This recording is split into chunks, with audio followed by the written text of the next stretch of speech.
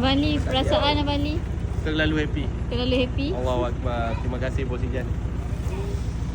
Tak sangka lah Tak sangka kan, ya. umur 43 tahun akhirnya dapat jugalah. First time ke ni? First time. Serius? 43 Yes. tahun?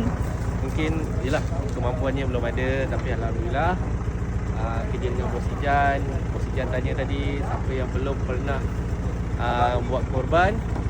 So Abang Ali cakap lah, secara tak sengaja Bos Ijan minta nama penuh. Alhamdulillah memang rezeki. Alhamdulillah ya Allah. Kita tunggang lembu yang sama Abang Ali. Itu tali kedua Tunggang lembu yang sama. Alhamdulillah. Mau cerita sama Ya. Bos, terima kasih banyak bos. Okey. Hadiah Terima kasih bos. Alhamdulillah. Allahu Akbar. Tak tahu nak cakap apa lah.